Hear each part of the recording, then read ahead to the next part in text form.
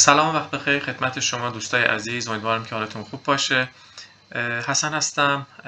از این به بعد سعی میکنم که تحلیل‌های هفتگی رو با شما به اشتراک بذارم در داخل این کانال و اگر تایم یاری بکنه سعی میکنم که تحلیل‌های روزانه هم در خدمتتون باشم.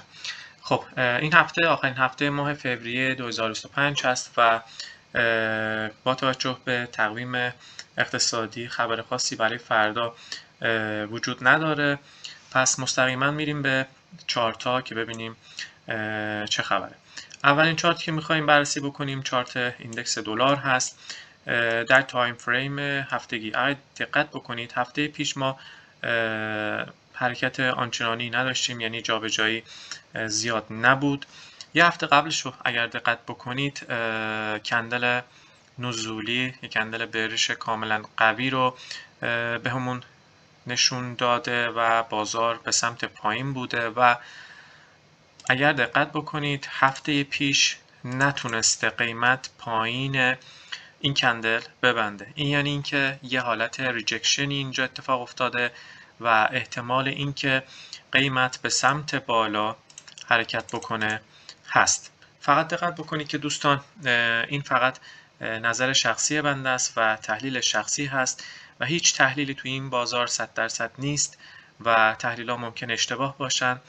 به همین خاطر در نظر داشته باشید که اصلا توصیه سرمایه‌گذاری و ریسک نیست اینها. شما باید حواستون به سرمایه خودتون باشه با توجه به مدیریت سرمایه و با توجه به تحلیل خودتون وارد پوزیشن ها بشید. هدف فقط شیر کردن و به اشتراک گذاشتن دیدگاه خودم هست که اگر کمکتون بکنه که چه بهتر. عرضم به خدمتتون که اگر دقت بکنید قیمت زیر کندل هفتگی DXY نتونسته ببنده و حالت ریجکشن پیدا کرده. پس احتمال اینکه قیمت به سمت بالا بره وجود داره. حتی اگر اینجا دقت بکنید ما اینجا یه دونه اوردر بلاک داریم به این شکل. خب ما اگر بیایم 50% 50% این اوردر بلاک رو علامت گذاری بکنیم، اگر دقت بکنید 50% اوردر بلاک دقیقاً جایی هست که این کندل اومده و بسته، یعنی نتونسته پایین این ببنده، پایین 50% یا همون consequent encouragement این کامل ببنده. به خاطر همین اینم یک تاییدیه دوم هست که احتمالاً قیمت یک کوچولو بره بالا بعد دوباره بخواد به ریزشش ادامه بده. بریم به تایم فریم روزانه و اونجا دقت بکنیم ببینیم که چیا داریم. خب دوستان در تایم فریم روزانه اگر دقت بکنید ما یک ترند نزولی داریم با کفای پایینتر و سقفای پایینتر. اگر روز جمعه و پنجشنبه رو دقت بکنید دوستان، روز پنجشنبه کندل قوی نزولی بسته شد و بعد از اون روز جمعه ما حرکت و جابجایی آنچنانی نداشتیم. خب این سه تا کندل برای ما یک FVG CB یا همون بریش همون نزولی رو برای ما ایجاد کردن در تایم فریم روزانه که احتمال اینکه قیمت به اینجا برخورد بکنه و دوباره به سمت پایین بیاد هست. یعنی احتمالاً به این شکل میشه و تا این سوینگ لو که همون با سل ساید لیکویدیتی ما میشه میتونه بیاد. این یکی از احتمالاته. احتمال دوم به این شکله که ممکنه اینجا رو بشکنه بره این سوینگ هایو بگیره بعد مجددا به سمت پایین حرکت بکنه. خب اینا احتمالاتی هستن که از طرف دیگر خبرها هم توش دخیل هستن. اخبار روسیه، حماس و اینجور اخبارها 100% تاثیر میذاره روی حرکت دلار و همچنین حرکت بازار. به همین خاطر به اینا باید ما دقت بکنیم. خب این از تحلیل دلار، یعنی نظر شخصی من نزولی هست. حالا شاید یکی دو روز بیاد و اینجاها رو تست بکنه، ولی نظر شخصی من اینه که حداقل تا این سلسله لیکویدیتی میاد و اینو تمیز میکنه، بعد دوباره اگر بخواد به سمت بالا حرکت بکنه اینجا یه تاییدیه میده و دوباره به سمت بالا حرکت خواهد کرد. خب بریم برای چارت گولد با هم دیگه از تایم فریم هفتگی شروع بکنیم. اگر دقت بکنید طلا تقریبا در حدود 7 هفته هست، 7-8 هفته هست که کلا سعودی هست اگر بخوایم هفتگی صحبت بکنیم، و هفته پیش به صورت کندل سعودی بسته شد اما نتونست بالای های هفته قبل ترش ببنده. پس اینو در نظر میگیریم که به عنوان یک ریجکشن یا سویپ در نظر گرفته شده و باید بریم به تایم فریم های پایین و ببینیم که حالت قیمت، حرکت قیمت اون نقاط به چه شکل هست. اینجا دوستان دقت بکنید در تایم فریم هفتگی اگر بخواد طلا به سمت پایین حرکت بکنه، اینو بذارید من اشاره بکنم بعد بریم به تایم فریم های پایین تر. اولین استاپی که میخوره، یعنی اولین استاپ که نگیم میخوره، اولین جایی که استاپ میکنه قیمت و میتونه به اونجا یک ریاکشن داشته باشه، این FVG هفتگی هست. این FVG هفتگی هست که ممکنه قیمت اگر سیر نزولی داشته باشه تا اینجا بیاد و اینجا واسطه. اینو توی ذهنتون داشته باشید که بریم یه تایم پایین تر در تایم فریم روزانه و اونجا چک بکنیم. تایم فریم روزانه رو اگه دقت بکنید دوستان، 3 روز آخر یعنی چهارشنبه، پنجشنبه، جمعه هفته پیش قیمت تقریبا میشه گفت که جنگ بین بایرها و سلرها بود، یعنی فشار بایرها و فشار سلرها رو میشه اینجا دید.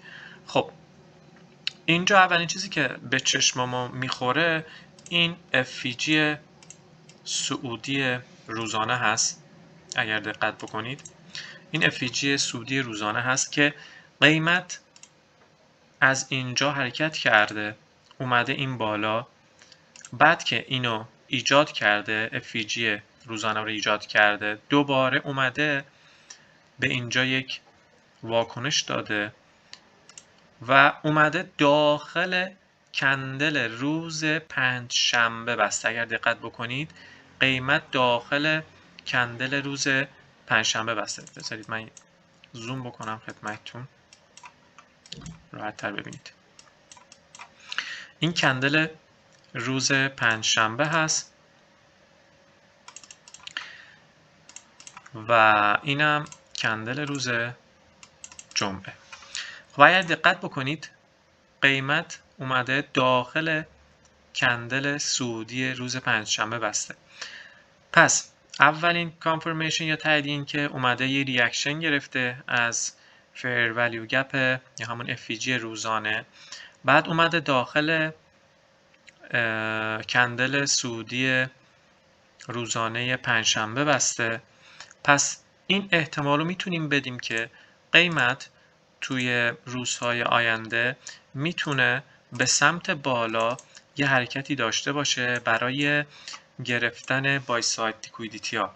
خب اولین بای ساید لیکویدیتی که ما اینجا داریم اینجا هست، این سوینگ های هست که سوینگ های روز پنجشنبه است. یعنی ما میتونیم این احتمال بدیم که قیمت وقتی که فردا دوشنبه باز شد از اینجا بلافاصله بیاد بالا و این بای ساید لیکویدیتی رو بگیره و بعدش بیاد اینجا به FVG حالا واکنش نشون بده، حالا بخواد دوباره بره بالا، یا اینکه میاد این FVG ها رو میشکنه و به سمت پایین حرکت میکنه، دوباره بخواد این FVG روزانه رو تست بکنه یا این سوینگ لا رو بگیره.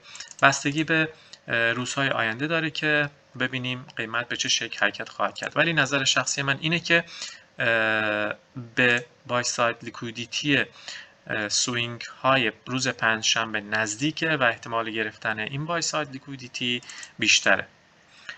خب بریم به چارت یورو دلار یورو یو اس دی، اونم با هم دیگه تحلیل داشته باشیم. تایم فریم هفتگی رو با هم دیگه میبینیم.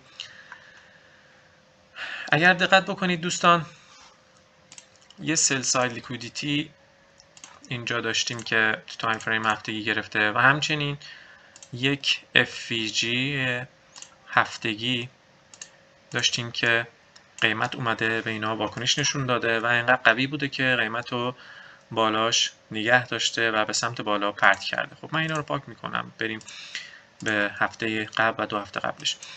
2 هفته قبل اگر دقت بکنید با کندل خیلی قوی سعودی بسته شده و هفته پیش جابجایی آنچنانی نداشته اگر دقت بکنید، ولی اونقدرام قوی نبوده که به ما راه و مسیر اصلی رو نشون بده، یعنی به ما این قوت و قلب رو بده که بله من قراره به سمت بالا برم یا قراره به سمت پایین حرکت بکنم. ولی اگه دقت بکنید دوستان، قیمت در حال حاضر تو این منطقه بسته، یعنی تو این قیمت بسته، یعنی اینجا ما نزدیک هستیم به سمت بای ساید لیکویدیتی. یعنی نظر شخصی من اینه که گرفتن این equal highs یا همون دو تا سقف برابر equal highs ها خیلی منطقی تر میاد تا اینکه این همه راه و طی بکنه که بیاد این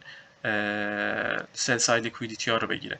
ولی توی این بازار همه چیز امکان داره و ما نمیتونیم چیزی رو به یقین بگیم. همونجور که در اول ویدیو هم خدمتتون عرض کردم، اینا فقط نظر شخصی منه. خب پس من اینجوری میبینم که به سمت بالا حرکت بکنه و حتی بریم تایم فریم روزانه، اونجا دقیق تر و کامل تر شما به وضوح خواهید دید که کدوم لیکویدیتی بای ساید لیکویدیتی خیلی واضح هست. اولین بای ساید لیکویدیتی من اینه که حالا ایکوال هایز هم میشه گفت که ایکوال هایز دقیق نیست، ولی این بالاییش که مسیر نهایی منه اینجا ایکوال هایز کاملا دقیق هست، یعنی بهش میگیم obvious liquidity. خب لیکویدیتی خیلی خیلی آشکار و من در روزهای آینده به این فکر میکنم که قیمت بیاد و اینا رو جمع بکنه بدون هیچ مشکلی و بعد دوباره بخواد ادامه بده به مسیرش، یا اینکه میاد اینا رو جمع میکنه و بر اساس حرکات روزهای بعد بخواد بیاد پایین تر و این سل ساید لیکویدیتی ها رو جمع بکنه و به حرکتش ادامه بده. این هم از تحلیل یورو یو اس دی و بریم پوند یو اس دی هم ببینیم. بریم به هفتگی. اگر دقت بکنید دوستان، اینجا هفته پیش های 2 هفته پیش رو جمع کرده اگر دقت بکنید و قشنگ لبه های سوینگ های 2 هفته قبلش بسته، یعنی پایینش بسته، یعنی این احتمالش هست که یک ریجکشن حساب بشه و به سمت پایین حرکت بکنه و مثلا تا این قسمت 50% یا همون کانسیکوئنت انکوریجمنت ویک سفر قبلش بیاد به این شکل به سمت پایین حرکت بکنه و از اینجا واکنش بگیره به سمت بالا. این احتمالش هست و اگر دقت بکنید اینجا رو من رسم بکنم، ببینید این کندل نزولی که اگر دقت بکنید قشنگ قیمت اومده به کانسیکوئنت انکوریجمنت 50% این ویک، همون آره دیگه این ویک شادو واکنش نشون داده و نتونسته بالای اون ببنده، یه حالت ریجکشن اتفاق افتاده و به سمت پایین برگشته.